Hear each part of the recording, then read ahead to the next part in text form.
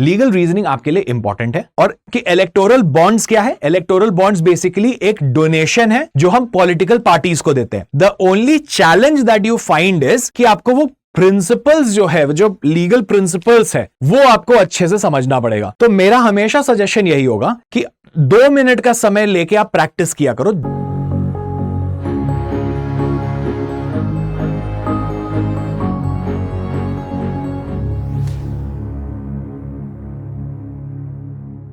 Hello दोस्तों, मैं हूं वैभव प्रकाश और स्वागत करता हूं आपका स्टडी आईक्यू चैनल पे।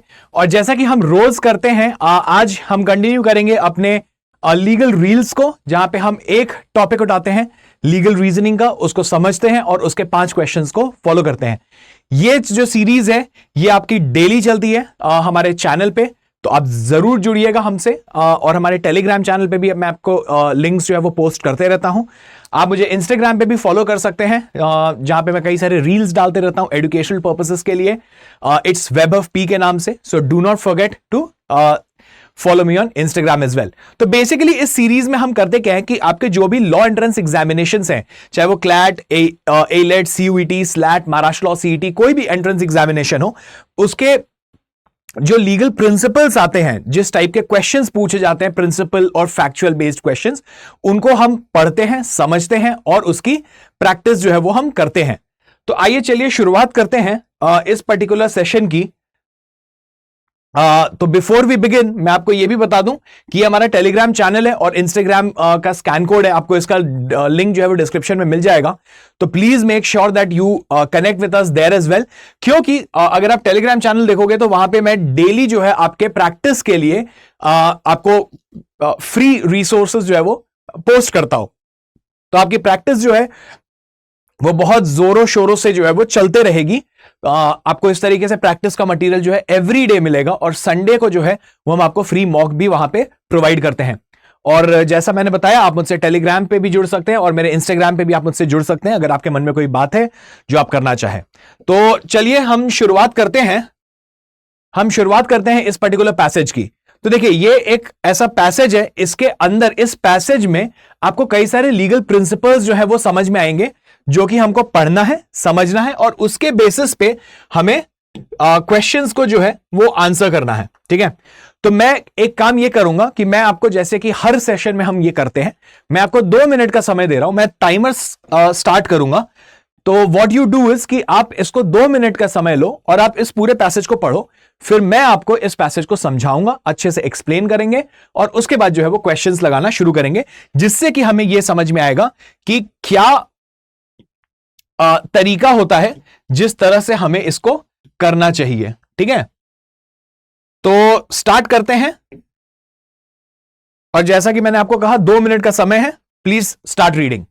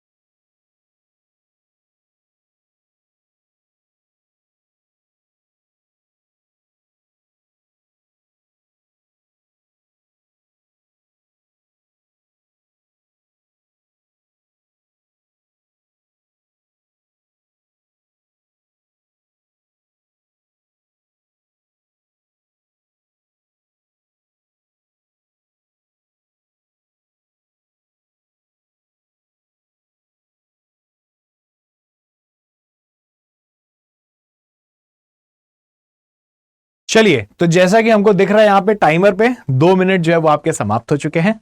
आई होप आप लोगों ने इसको अच्छे से पढ़ लिया होगा, समझ लिया होगा। अगर नहीं समझ में आया तो चिंता की कोई बात नहीं है, मैं भी आपको उस चीज समझाऊंगा एनी विच वे। ठीक है, अब देखो मैं हर क्लास में क्या बोलता हूं कि लीगल रीजनिंग जो है, जो कि आपसे ये लॉ एंट्रेंस एग्जामिनेशन में पूछे जाते हैं, लीगल रीजनिंग आपके लिए इंपॉर्टेंट है।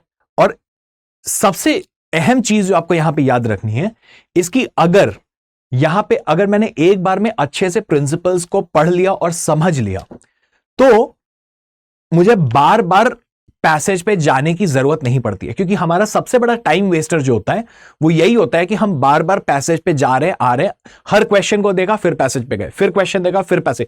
ये आपका बहुत समय खराब करता है और आप किसी भी एग्जाम में अब अपना समय जो है वो वेस्ट नहीं कर सकते। बिकॉज आपको मिलते हैं किसी भी लॉ एंट्रेंस एग्जामिनेशन में जनरली आपको मिलते हैं सिर्फ 2 घंटे का समय।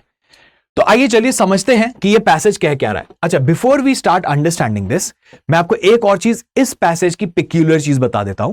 इस पैसेज में अगर आप देखोगे तो बहुत सारे जगहों पे अगर आप देखो तो डेज वगैरह मेंशन्ड है, पीरियड ऑफ डेज 15 दिन, ठीक है, अगेन 9 नवंबर टू 15 नवंबर, तो ऐसे कई सारे डेट्स हैं। तो इसका यह मतलब होगा कि क्वेश्चंस जो है, अब क्योंकि इतने बार ये डेज को मेंशन कर दिया गया है, तो बहुत से ऑब्वियस सी बात है कि ये क्वेश्चन और ये पैसेज जो है वो इस टाइप के आएंगे जहां पे आपको कुछ डेट्स को कैलकुलेट करना पड़ेगा। तो ये थोड़ा सा स्लाइटली कॉम्प्लिकेटेड पैसेज हो सकता है। सो अगर मैंने स्टार्टिंग में ही इसको पहले थोड़ा सा पढ़ा, मुझे एक अंडरस्टैंडिंग ये आ जाती है कि ये पैसेज थोड़ा कॉम्प्लिकेटेड हो सकता है। तो इसको इमीडिएटली अटेम्प्ट करना जरूरी नहीं है, इसको हम छोड़ के एक्चुअल पेपर की बात कर रहा हूं। अगर एक्चुअल पेपर में इस टाइप का आया, जो कि ये क्लैट 2023 का ही क्वेश्चन है, ठीक है, ये पैसेज अगर आप देखोगे तो ये क्लैट 2023 में पूछा जा चुका है। ओके, तो एक बार में फर्स्ट अटेम्प्ट में ही मुझे यह करना जरूरी नहीं है, हो सकता है इससे और सिंपलर पैसेज जो है वो मेरे पास पेपर में हो। तो ऐसे पैसेजेस को आप एक बार के लिए बाद में करने के लिए रख सकते हो, ठीक है। बट एनीवे, अभी तो हमको क्योंकि प्रैक्टिस करनी है और हमको एनीवे समझना है, और मेरा काम आपके लिए यही है कि मैं आपको समझाऊं इस चीज को सिंप्लीफाई करके। तो आइए चलिए मैं आपको समझाता हूं कि ये हो क्या रहा है। तो बेसिकली ये बात कर रहा है इलेक्टोरल बॉन्ड स्कीम 2018 की। तो इलेक्टोरल बॉन्ड स्कीम क्या है और उसमें क्या अमेंडमेंट्स लाए गए हैं, उसी की बात कर रहा है। तो एसेंशियली एक स्कीम आया था इलेक्टोरल बॉन्ड स्कीम 2018 में। मैं इसमें अपना कोई भी नॉलेज आपको नहीं लगा के दे रहा हूं कि वो इलेक्टोरल बॉन्ड स्कीम क्या था क्या नहीं है, ये एक्चुअली है हमारे लिए यही इतना इंपॉर्टेंट है जो कि इस पैसेज में दिया हुआ है, राइट। तो अब ये समझते हैं कि ये दे रहा है कि 7 नवंबर 2022 को एक नोटिफिकेशन इशू हुआ जहां पे कुछ अमेंडमेंट किए गए। अमेंडमेंट का मतलब क्या होता है, चेंजेस किए गए, ठीक है। तो यहां लिख लेते हैं, अमेंडमेंट का मतलब है चेंज। अब क्या चेंज किए गए, यहां पे कह रहा है कि an additional period of 15 days for the sale in the year of general elections to legislative assembly of any state और यूनियन टेरिटरीज विथ लेजिस्लेचर की। बेसिकली वो कह रहा है कि कुछ एडिशनल 15 दिन जो है वो आपको दिए जा रहे हैं। तो मैं कह रहा हूं कि ये इसको लिख लो, सबसे पहला नंबर 1 प्रिंसिपल है कि अमेंडमेंट से चेंज किया हुआ है कि कुछ 15 दिन जो है वो ऐड कर दिए गए हैं, ठीक है। अब उसके बाद कह रहा है the bonds under this scheme are usually made available for purchase by any person for a period of 10 days each in the month of January, April, July and October. मतलब साल के ऐसे 4 महीने हैं जहां पे कि 10 दिन का एक पीरियड खुलता है, 10 डेज का टाइम होता है जहां पे आप इलेक्टोरल बॉन्ड खरीद सकते हो।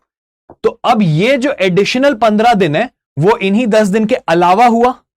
तो अगर फॉर एग्जाम्पल आपको टोटल 40 डेज मिले, ठीक है, टू परचेज द बॉन्ड, ठीक है, तो अगर मान लेते हैं कि मुझे 40 डेज मिले जनवरी, अप्रैल, जुलाई और अक्टूबर में, 40 दिन मिले मुझे बॉन्ड खरीदने के, तो अब बिकॉज ऑफ प्रिंसिपल 1 क्या हुआ, मेरे को और एडिशनल प्लस 15 डेज का टाइम मिला। तो टोटल 55 डेज हो गए साल में जब आप इलेक्टोरल बॉन्ड खरीद सकते हो। लेकिन ये 15 दिन कब है? जब लेजिस्लेटिव किसी स्टेट का इलेक्शन हो रहा है। स्टेट इलेक्शंस में 15 दिन मिल रहा है। ठीक है, यहां लिख लेते हैं स्टेट इलेक्शन। ओके, उसके बाद कह रहा है क्योंकि ये हर साल होते हैं असेंबली इलेक्शंस, तो there will be 15 additional dates annually during which the bonds, क्योंकि हर साल किसी ना किसी स्टेट का तो होते ही रहता है इलेक्शन, तो during which the bonds can be sold. उसके बाद कह रहा है कि immediately after issuing this notification the government announce the sale of electoral bonds under the 23rd tranche from authorised branches of the State Bank of India. ठीक है, मतलब 23rd trench के अंडर उन्होंने एसबीआई के थ्रू बॉन्ड जो है वो cell करना शुरू कर दिया। 29 ऑथराइज्ड बैंक्स ब्रांचेस से जो है एसबीआई के मिलेंगे 9 नवंबर से 15 नवंबर तक। तो 9 से 15 नवंबर जो है वो कितना हुआ? 7 दिन हुआ। 9, 10, 11, 12, 13, 14, 15, तो ये हुआ 7 डेज के लिए। ठीक है, इन्होंने 7 डेज के लिए इसको और किया, लेकिन कर तो ये 15 दिन के लिए सकते थे, 15 डेज के लिए कर सकते थे, लेकिन उन्होंने किया सिर्फ 7 डेज के लिए। ठीक है, electoral bond shall be valid for, अब देखो यहां पे एक और चीज आ गई, electoral bond shall be valid for 15 calendar days from the date of issue. ठीक है, अब ये आया तुम्हारा तीसरा प्रिंसिपल।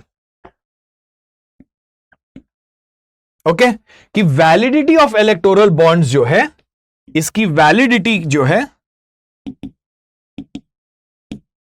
वो होगी 15 दिन की। जिस भी दिन से मैंने खरीदा है उस दिन से 15 दिन की वैलिडिटी होगी इस बॉन्ड की। ठीक है, and no payment shall be made to any payee political party if the bond is deposited after the expiry of validity period. मतलब अगर एक्सपायर हो गया तो उसके बाद पेमेंट नहीं किया जाएगा, मतलब वो इंस्ट्रूमेंट खराब हो गया। Electoral bond deposited bye N eligible political party in its account shall be credited on the same day.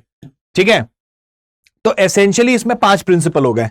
4 हुआ कि after expiry of validity period कोई पेमेंट नहीं किया जाएगा इलेक्टोरल बॉन्ड का, और जिस भी दिन अगर वो वैलिड है और पॉलिटिकल पार्टी ने उसको डिपॉजिट कर दिया अपने अकाउंट में, तो उसको क्रेडिट जो है सेम डे मिल जाएगा। वो पैसा जो है वो तुरंत एसबीआई ट्रांसफर करके पॉलिटिकल पार्टी के अकाउंट में डाल देगी।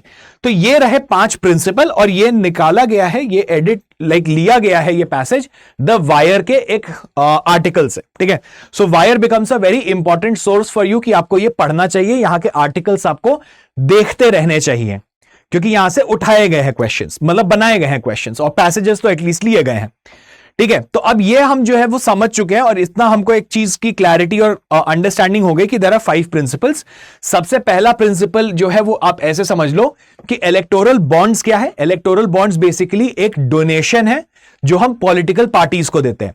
तो चाहे आप कांग्रेस पार्टी को दो, चाहे आप आम आदमी पार्टी को दो, चाहे आप भारतीय जनता पार्टी को दो, चाहे आप तृणमूल कांग्रेस को दो, again it is completely up to your understanding and liking कि आप किस पॉलिटिकल पार्टी को सपोर्ट करते हो। तो ये हुआ, और अब इलेक्टोरल बॉन्ड तो हुआ कि हम डोनेशन दे रहे हैं। दूसरा ये कहा गया कि there are 4 months in a year which is January, April, July and October. 4 ऐसे महीने हैं जहां पे 10-10 दिन का टाइम दिया जाएगा। उन 10 दिनों में आप इलेक्टोरल बॉन्ड खरीद सकते हो, और आप उसको डिपॉजिट आप किसी भी पॉलिटिकल पार्टी को दे सकते हो। अब इसमें चेंज क्या आया?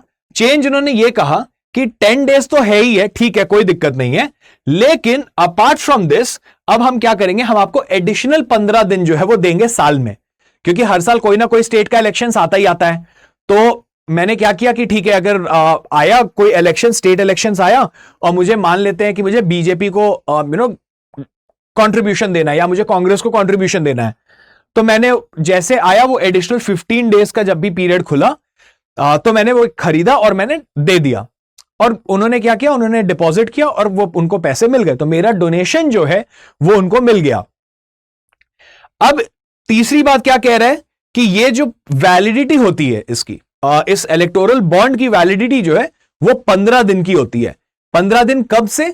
जब से आपने उसको खरीदा, मतलब जब से वो इशू किया गया, एसबीआई ने इशू किया इलेक्टोरल बॉन्ड, उस दिन से 15 कैलेंडर डेज तक, 15 दिनों तक उसकी वैलिडिटी रहेगी। चौथी बात यह कह रहा है कि अगर आप 15 दिन के बाद डिपॉजिट करते हो तो पैसा नहीं ट्रांसफर होगा क्योंकि उसकी वैलिडिटी खत्म हो गई है। और लास्ट प्रिंसिपल जो है वो ये कह रहा है कि जब भी आप अगर वैलिड बॉन्ड को डिपॉजिट करते हो तो सेम डेट पे ही, जिस दिन आपने डिपॉजिट किया उसी दिन पैसे जो है वो क्रेडिट हो जाएंगे पॉलिटिकल पार्टी को। तो ये रहे आपके 5 प्रिंसिपल। अब हमको ये चीज एकदम अच्छे से समझ में आ गई है, तो इन 5 प्रिंसिपल को अच्छे से दिमाग में ध्यान रखेंगे और इसके बेसिस पे अब क्वेश्चन को लगाना शुरू करते हैं और देखते हैं कि भाई ये क्वेश्चन कह क्या रहा है।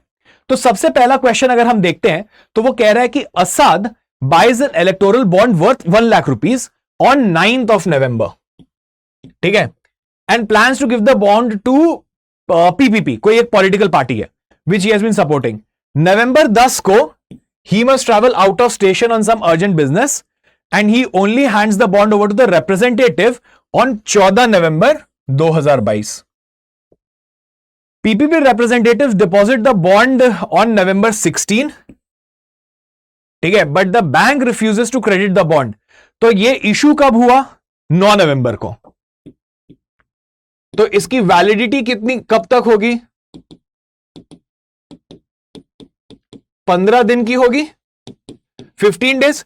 तो 9 तारीख से 9, 10, 11, 12, 13, 14, 15, 16, 17, 18, 19, 20, 21, 22, 23, 23 तारीख तक इसकी वैलिडिटी होगी, ठीक है। But the bank refuses to credit the bond to the party account on the ground that it was no longer valid. लेकिन ये 16 तारीख को तो क्रेडिट हो गया, 23 नवंबर तक इसका लास्ट डेट है, वैलिडिटी है। इशू हुआ था 9 नवंबर को, डिपॉजिट हुआ 16 नवंबर को। तो ये जो ग्राउंड है कि it is no longer valid, is the bank correct? The answer has to be no. देखो मैंने अभी तक ऑप्शंस देखा भी नहीं है। Is the bank correct? The answer has to be no. तो अब देखो इसमें नो है एक, यस यस नो। तो पहले तो बी और सी एलिमिनेट कर दो कि भाई यस तो हो नहीं सकता। Since Asad was a long time supporter of the PPP, ये तो फैक्चुअल बात हो गई ना, ये लीगल आंसर तो है नहीं, ए भी चला गया। Since the bond was valid on November 16, देखो मेरा आंसर ऑटोमेटिकली करेक्ट आया। सो अगर मैंने प्रिंसिपल अच्छे से समझ लिया है तो मेरा आंसर जो है वो गलत जनरली नहीं होगा।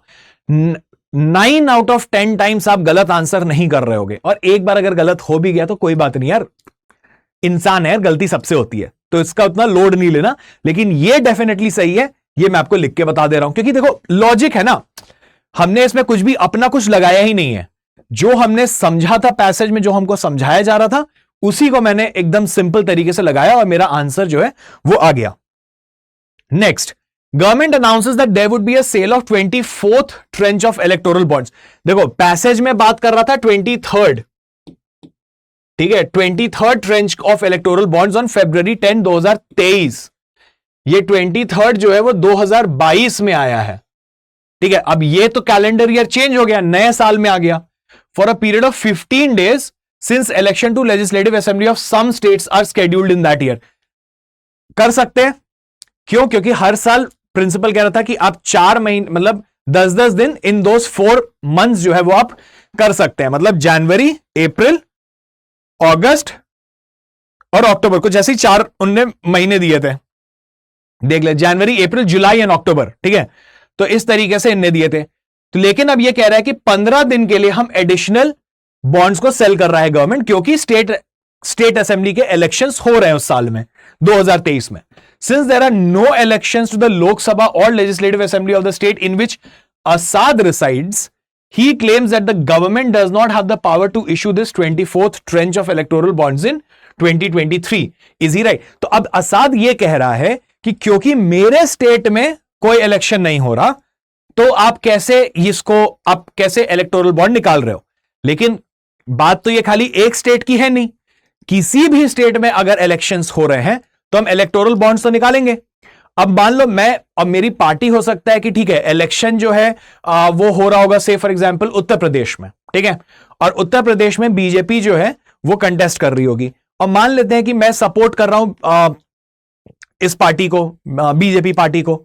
तो अब essentially what has happened is कि, और मैं रह कहीं और रहा हूं, मैं रह रहा हूं से दिल्ली में, तो ठीक है, भले इलेक्शन यूपी में हो रहा है, लेकिन मैं बीजेपी को कंट्रीब्यूट तो कहीं से भी रह के कर सकता हूं ना। जरूरी नहीं है कि मेरे को बीजेपी यूपी में ही जाके करना हो, ऐसा तो पैसेज में कहीं लिखा हुआ नहीं था, और ये कॉमन सेंस की भी बात है।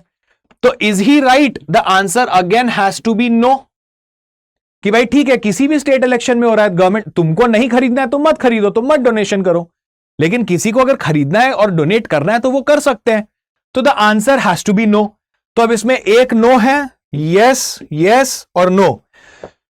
Since the change to the electoral bond scheme means that electoral bonds can be issued for an additional period of 15 days in any year, regardless of whether any elections are scheduled that year or not.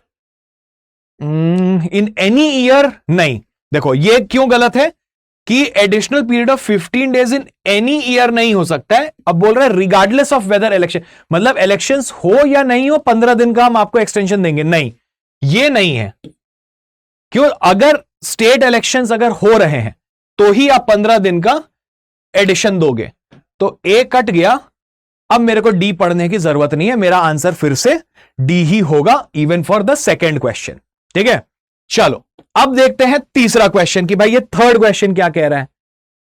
November 10 Palak purchases an electoral bond from a branch of State Bank of India and hands it over to a PPP representative. Next day, PPP announces that it has changed its candidate for the upcoming elections in Palak state.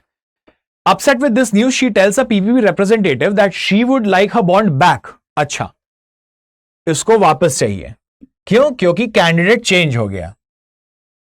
Representative tells her that the bond has already been deposited and the money has been credited to the party's account.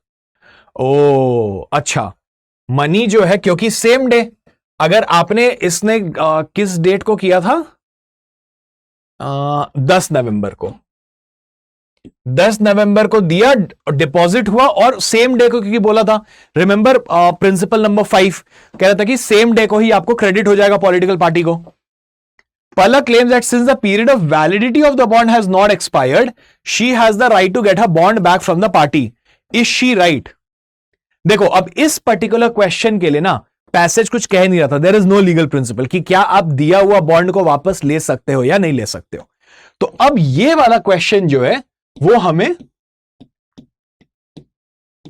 अपने common sense के basis पे बताना पड़ेगा।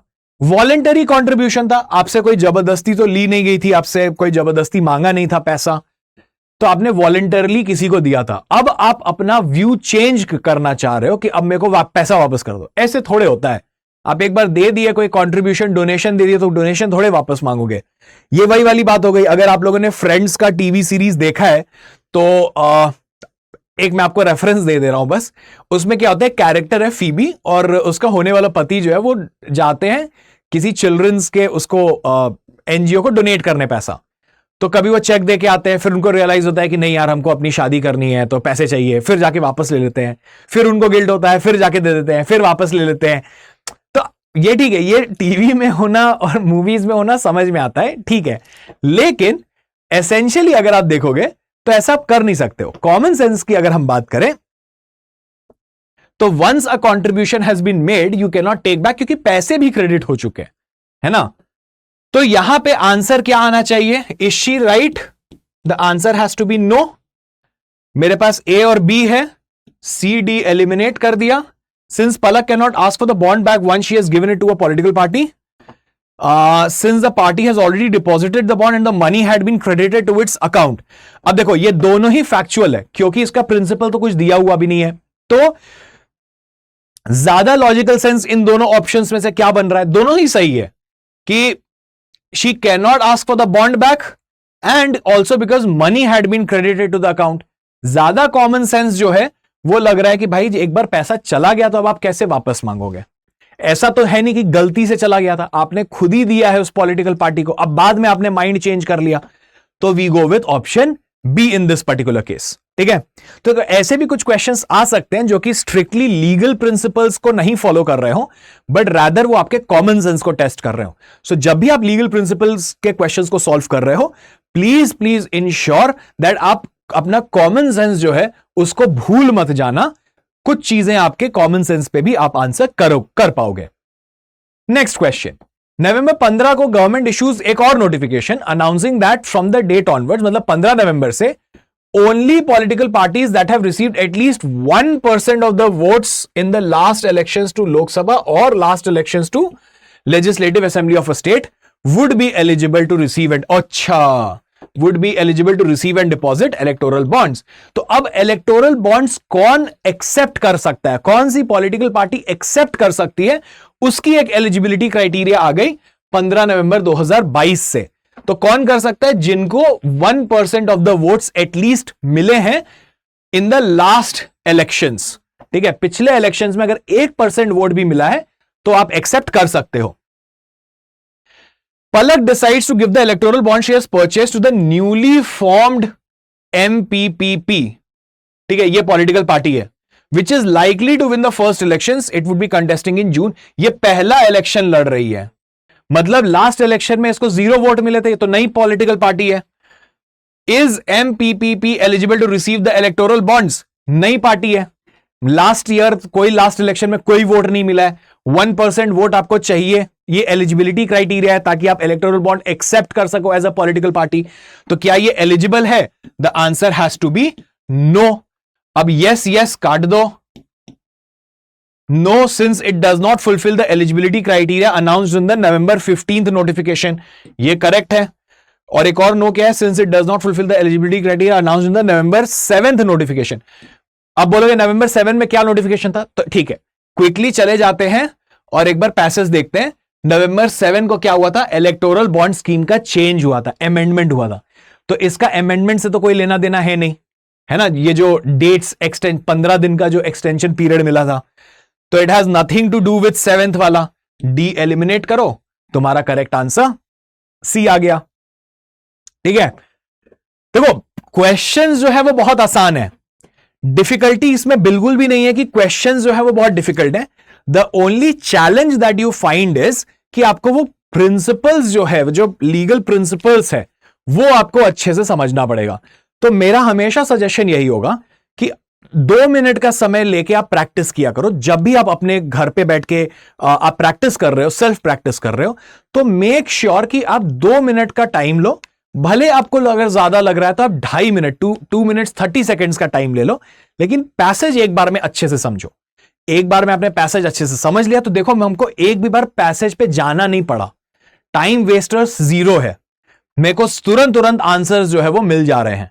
तो that is how you save. तो मैंने अगर 30 second अपने लगाए भी, एक्स्ट्रा लगाए, 2.5 मिनट लगाए पढ़ने के लिए, तो भी मैं जो बैक एंड फोर्थ नहीं कर रहा हूं, I am saving a lot of time. ठीक है, coming to the last question, Abraham who lives in a different state from Asad purchased an electoral bond. देखो अब ये डिफरेंट स्टेट वाली बात आ गई। In the sale of 23rd tranche he decides to give the electoral bond to PPP party even though PPP is only active in Asad state. वो active है when PPP representative goes to an authorized branch of the State Bank of India to deposit the electoral bond on 5th December. However, the bank refuses to credit the money to the PPP account. Which of the following would be the most valid reason for the bank to refuse the credit to credit the money to the party's account? ठीक है, अब इसमें देखो ये पूछ रहा है कि बैंक का क्या वैलिड रीजन हो सकता है। वैलिड रीजन क्या हो सकता है इसको नहीं एक्सेप्ट करने का। ओके, तो अब यहां पे ये देखो डिपॉजिट हो रहा है 5 दिसंबर को, ठीक है ना। इसका डेट दिया है, परचेज्ड एन इलेक्टोरल बॉन्ड, बस ये दिया है 23rd ट्रेंच में इसने खरीदा है, करेक्ट, 23rd ट्रेंच। चलो एक बार हमको पैसेज में जाना पड़ेगा, लेट अस गो, क्योंकि डेट उतना याद नहीं था ना। हाँ, तो अब देखते हैं 23rd ट्रेंच जो है ये कब से स्टार्ट हुआ है। नवंबर 9 से नवंबर 15 तक, ठीक है। 23rd ट्रेंच जो है 9 नवंबर से 15 नवंबर तक हुआ है। अब क्योंकि डेट नहीं दिया है और मैं मान के चलता हूं कि उसने 15 नवंबर को परचेज एन इलेक्टोरल बॉन्ड, मैं मान लेता हूं कि ये जो परचेज है ना, ये इसने 15 नवंबर को किया। ओके, तो इस 15 नवंबर को भी इसने अगर इशू किया था तो इसकी वैलिडिटी कब तक होगी?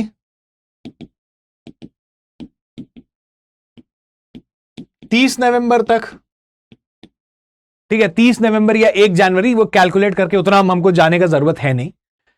लेकिन डिपॉजिट हो रहा है to deposit the authorise branch on 5 दिसंबर को। मतलब ये तो एक्सपायर हो गया ना, वैलिडिटी ही इसकी एक्सपायर हो गई। तो व्हाट इज द और what could be the valid reason कि भाई ये वैलिड नहीं है, bond was no longer valid. देखो ये सही है, could not give the bond since PPP was not active in his state. ये कहीं नहीं लिखा है, एनी स्टेट में I can give it. PPP was not eligible to receive electoral bonds, ये भी नहीं दिया हुआ है कि पीपीपी एलिजिबल नहीं है। 1% वाला वो तो पिछले क्वेश्चन में था ना। देखो अगर कोई पर्टिकुलर चीज आपको फैक्चुअल दी हुई है क्वेश्चन में, तो उसको कैरी फॉरवर्ड मत करो जब तक वो नेक्स्ट क्वेश्चन में भी वो चीज को मेंशन कर रहा है। तो यहां 1% वाला कुछ दिया हुआ नहीं है, तो ये भी मैं मान के नहीं चलूंगा। See, PPP could only deposit the bond in a bank branch located in Abraham's state. अब देखो इसके ऊपर भी कुछ ज्यादा मेंशन है नहीं पैसेज में कि आप किस स्टेट में कर सकते हो और नहीं कर सकते हो। The most valid reason is कि बॉन्ड जो है उसकी एलिजिबिलिटी खत्म हो गई थी, जो कि हमने देख लिया कि 15 दिन तक मैक्सिमम होता है। अगर 23rd ट्रेंच में तुमने लास्ट डे में भी जाके अगर खरीदा होगा बॉन्ड को, तो भी 15 दिन की आपकी वैलिडिटी होती है, जो कि 30 नवंबर को 1 दिसंबर को मान लो आपकी खत्म हो गई। डिपॉजिट हो रहा है 5 दिन के बाद, तो जब वैलिड ही नहीं है तो मेरा आंसर जो है that could be the most valid reason for bank not to accept it और not to give the money. ठीक है, तो इस तरीके से देखो हमने 5 क्वेश्चंस किए, 5 सवाल किए। लास्ट वाला जो है वो थोड़ा सा मैं बोलता हूं थोड़ा सा स्लाइटली कॉम्प्लिकेटेड सा था, मतलब कंफ्यूजिंग था लिटिल बिट, बट इतना ज्यादा नहीं। ठीक है, तो इसी तरीके से आपको क्या करना है, आपको पैसेजेस को, प्रिंसिपल्स को समझना है।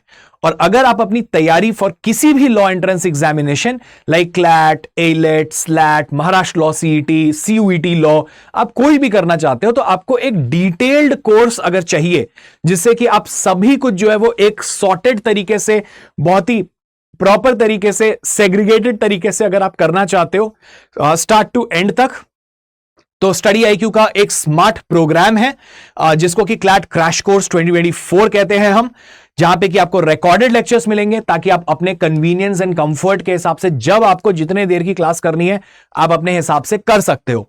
आपको गाइडेंस सेशंस जो है वो प्रोवाइड किए जाएंगे, आपको एनएलयू के स्टूडेंट से मेंटोरशिप्स मिलेगी, आपको बहुत अच्छे क्वालिटी के मॉक टेस्ट्स मिलेंगे, और अपार्ट फ्रॉम मॉक टेस्ट्स आपको और सेक्शनल टेस्ट्स मिलेंगे प्रैक्टिस करने के लिए। तो ये सब कुछ जो है वो आपको मिलेगा सिर्फ 7,499 रुपीज में। दो द ओरिजिनल प्राइस इज 15,000, लेकिन आपको ये मिलेगा 7,499 में। लेकिन कैसे मिलेगा? वो ऐसे मिलेगा कि आपको यूज करना है मेरा कोड विच इज वैभव। तो मेरा नाम है वैभव प्रकाश, आप मेरा कोड यूज कर सकते हो VAIBHAV, और आप ये 7,499 में इसको इस प्रोग्राम को, इस क्रैश कोर्स को आप कंप्लीट कर सकते हो, जहां पे आपको पूरे जनवरी से लेके अक्टूबर तक की जो है पूरा करंट अफेयर्स जो है वो एक जगह पे आपको मिल जाएगा, ताकि आप पूरा करंट अफेयर्स अच्छे से, जितना भी आपका बैकलॉग है आप वो कवर कर सकते हो। आपको सारे लीगल प्रिंसिपल्स, जो मेजर लीगल प्रिंसिपल्स आते हैं वो कराए जाएंगे। और यूट्यूब पे तो खैर मैं हूं ही, जो हम लोग डेली करते हैं वो हम मंडे टू सैटरडे जो है वो हम करते ही रहेंगे हर शाम 7 बजे। ठीक है, तो on that note, thank you so much for joining in this session, and do not forget, अगर आप हमसे हमारे टेलीग्राम पे और इंस्टाग्राम पे नहीं जुड़े हैं तो जल्दी से जाइए और जुड़ जाइए, and will see you again tomorrow. Till then, stay safe, take care and goodbye, happy preparations, bye.